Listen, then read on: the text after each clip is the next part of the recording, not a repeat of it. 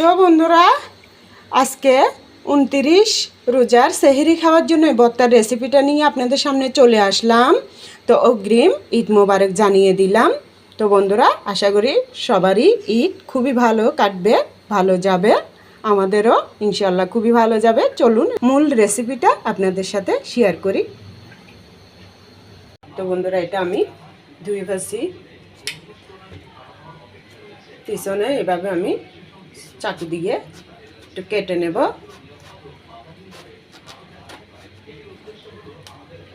এটা বেশি বড়, তাই ডাইরেক্ট কাটা যাচ্ছে না, দুই পাশে দুবার করে কেটে নিচ্ছি। এরপরে আমি দেখব একটু ফোঁচা আছে কিনা। এই যে দেখুন, কোনো ফোঁচাই নাই। এই বেগুনগুলো অনেক ভালো, বিচি যেগুলো দেখতেছেন এগুলো একদম কড়া বেশি, মানে বাতি হয় নাই বেগুনটা। তো এই বেগুনটাকে আমি এখন ফুরাত মধ্যে বসাই দিব। এই তো বন্ধুরা, চুলার আঁচটা একদম অল্প আছে করে দিয়ে, মাঝারি আঁচ থেকে কম আছে। এটা কিন্তু প্রচুর আগুন আমাদের এই চুলার মধ্যে, দেখুন কতটুকু আগুন ওঠে। তো আমি একদম কম আছে এটা বসাই দিব সুন্দর করে একটা স্ট্যান্ডের মাধ্যমে। এটা এই ধরনের স্ট্যান্ডগুলোর মধ্যে এগুলো করতে খুবই সুবিধা হয়। তো বসাই দিলাম। এটা কিছুক্ষণ পর পর আমি উল্টা পাল্টা দিয়ে এভাবে ফুরা ফুরা করে নেব সম্পূর্ণটা। এখন বেগুনটা চুলে দেওয়ার পরে আমি কিন্তু জালটা আরও আস্তে করে দিছি, যেহেতু জুড়ে জাল দিলে বেগুনটা উপরে ফুরে যাবে, ভিতরে শক্ত হয়ে যাবে।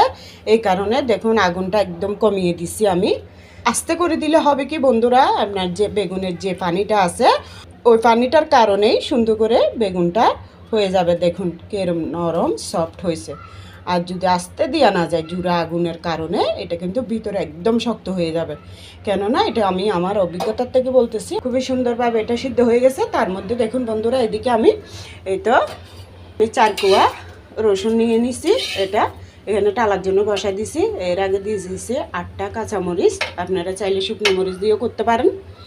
কাঁচামরিচটা কিন্তু আমি আগে তাবার মধ্যে একটু পানি দিয়ে সিদ্ধ করে নিছি। সিদ্ধ করলেও তাও কিন্তু কচলাতে খুবই সুবিধা হয়, নাইলে কিন্তু তাও শক্ত শক্ত থেকে যায়। তাই পানিটা শুকানোর পরে একটু পুরা পুরা করে নিছি দেখুন। তো এখানে কিন্তু একটা ছোট দেশি পেঁয়াজগুলো আর একটা ভীষণ বড় পেঁয়াজ। তো আমি এখানে এই তো বেগুন ভর্তা করার জন্য প্রথমে বন্ধুরা আমি এখানে পেঁয়াজ দিয়ে দিচ্ছি বেশি করে। আর এখানে যতটুকু আছে ততটুকুর মধ্যে ডিম দুটো মেখে নেব। এখানে আমি ভর্তার জন্য এখানে ধনিয়া পাতা কুচি দিয়ে দিলাম, তারপর এখানে দেখাও। এরপরে ডিমের জন্য দিয়ে দিলাম এখানে 3টা কাঁচামরিচ কুচি, এখানে ডিমের জন্য দিয়ে দিলাম। সম্পূর্ণ কিন্তু ডিমের ভাজি যেরকম ওরকমই কিন্তু ভর্তার মধ্যে করব আমি অন্য সিস্টেমে বন্ধুরা। তো এখানে যেটা একটা টমেটো কাটা দেখাইছি ওইটাও ডিমের মধ্যে দিয়ে দিলাম। বেগুনটা নামাই ফেলতেছি। 15 মিনিট পর্যন্ত আমার সময় লাগছে এটা হতে। জিরা ধনিয়ার গুঁড়ি এই দুটা টালার পর সামান্য একটু ডিমের মধ্যে দিয়ে দিচ্ছি, সামান্য করে, বেশি না। 2টা ডিমের স্বাদ অনুযায়ী একটু লবণ দিলাম, স্বাদ অনুযায়ী দিলাম হলুদের গুঁড়ি। এগুলো কিন্তু আমি ডিমের জন্য দিলাম। এগুলো সব একসাথে লবণ সহ কষলিয়ে নিচ্ছি আমি। তো বন্ধুরা, এই যে বললাম একদম ডিম ভাজির মতো, কিন্তু পুরো ভর্তার রেসিপিটা দেখলে বুঝবেন কত স্বাদের হয় এই ভর্তাটা। আমি আবারও বললাম। তো ডিমটা আমি ভেঙে দিয়ে দিচ্ছি। কোনো সময় ডিম মাঝে মধ্যে তো ডিম নষ্ট করে, তো আপনারা আলাদাও ভেঙে দিতে পারেন। এগুলো টাটকা ডিম আছে আমার পরশুদিন, তাই দিলাম আমি ডাইরেক্টলি। বেশি দিন রেখে দিলে ঘরের মধ্যে অনেক সময় গরমের কারণে ডিম নষ্ট হয়ে যায়। তো বন্ধুরা, আজকে কিন্তু আমি ধাপে ধাপে আপনাদেরকে অনেকগুলো টিপসের কথা বলতেছি। আমি জানি অনেক আপু ভাইয়ারা কিন্তু যারা রেগুলার রান্না করে তারা কিন্তু খুবই ভালো জানে রান্নার সম্বন্ধে। তারপরেও আমার যেটা বলার সেটা আমি বলে দিলাম। অনেকে তো জানে না, তাদের বুঝতে সুবিধা হবে। এটা এভাবে থাক। তারপরে এখন বেগুনের ভর্তার পালা। এখানে আমি এই যে রসুনের কোয়াটা খোসাটা ফেলে নিয়ে নিলাম। তো এটা যখন বড় বেগুন তাই আমি স্বাদ অনুযায়ী লবণটা দিয়ে দিলাম। তো বন্ধুরা, এখন এগুলো আমি ভালো করে কষলিয়ে নেব। এই বেগুনটা আনছিল 3টা বেগুন, 1 কেজির থেকে নাকি বেশি। তাহলে চিন্তা করুন বেগুনটা কত বড় ছিল বন্ধুরা। রসুন, পেঁয়াজ, ধনিয়া পাতা এগুলো ভালো করে লবণ দেওয়ার পরে কষলিয়ে নিলাম বন্ধুরা। এখন কাঁচামরিচটা সেভাবে কষলিয়ে নেব। তো দেখুন এখন আমি বেগুনটা নেব, বেগুনটা নিয়ে খোসা ছাড়ানোর পরে বেগুনটা মেখে নেব। বেগুনের খোসাটা সারিয়ে নিচ্ছি, কত সুন্দর এটা উঠে যাচ্ছে, এত কষ্ট হবে না, খুবই সহজে এটা সম্পূর্ণ উঠে যাচ্ছে।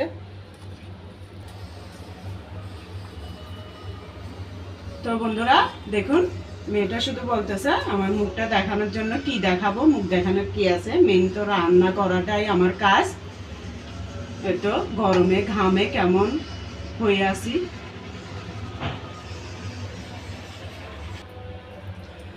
তো বন্ধুরা আমার পাকঘরটা ছোটোর কারণে আমি কিন্তু মানে রান্না আর আমাকে শুদ্ধ এভাবে আমি ভিডিও করতে আমার খুবই ইচ্ছা, কিন্তু করতে পারি না।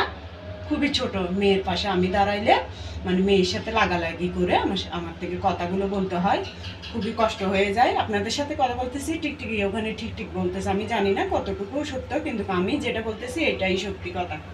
পেঁয়াজ কাঁচামরিচ যেগুলো কষলিয়ে রাখছি এখানে তাড়াহুড়ো করে কষলিয়ে নেব বন্ধুরা। হেলদি এবং স্বাদ দুইটাই বাড়ানোর জন্য আমি ডিমটাকে কিভাবে তেলে দিই, এখন সর্ষের তেল দিয়ে দিচ্ছি আমি, যেহেতু ভর্তাটা সর্ষের তেলে স্বাদ হয় তাই সর্ষের তেল দিলাম। তো বন্ধুরা তেলটা গরম হওয়ার পরে ডিমটা দিয়ে দিলাম, দিয়ে আমি এইভাবে নাড়তে থাকবো। মোট কথা এটা ঝুড়ো ঝুড়োর মতো করে নেব ডিমটাকে, আর একটু জাল কমাই দিই নাহলে নিচে পুড়ে যাবে যেহেতু ডিম, তাই। তো দেখুন বন্ধুরা এভাবে করে নিলাম ডিম ভাজাটা, ডিমটা ভালো করে এভাবে ভেজে নেওয়ার পরে এখন আমি এই তো বেগুন ভর্তাটা দিয়ে দেব, দিয়ে এটা একসাথে ভালো করে আমি পাল্টাইয়ে নেড়ে এভাবে অনবরত নেড়ে নেড়ে ভর্তাটা করে নেব। সবসময় একই রকমের খাবার কি ভালো লাগে আপনারাই বলুন। তো একবার এক এক ধরনের রান্না করলে দেখবেন রান্নাটা খেতেও ভালো লাগে। গরম ধোয়া ভাপ ওঠা পর্যন্ত আমি 3-4 মিনিট এভাবে দাঁড়িয়ে দাঁড়িয়ে নেড়ে ভর্তাটা গরম করে নিলাম। এখন আমি নামাই ফেলবো। এদিকে এই তো একটু গরুর মাংস দিয়ে আলু রান্না করছি, যা আমি আর একটু ভালো করে শুকাবো। কত সুন্দর ইয়াম্মি লাগতেছে। এই তো দেখুন ভর্তাটা হয়ে গেছে, খুবই সুন্দর, খুবই মজার ভর্তা করে দেখালাম। তো বন্ধুরা আপনাদের যদি ভালো লাগে আমার এই রেসিপিগুলো, তাহলে দুয়ার ভালোবাসা দিয়ে আমার পাশে থাকবেন, যাতে আমিও আপনাদের পাশে থাকতে পারি বন্ধুরা। এই তো দেখুন কত সুন্দর, কত ইয়াম্মি লাগতেছে। সবাই ভালো থাকবেন বন্ধুরা, আল্লাহ হাফেজ, আসসালামু আলাইকুম।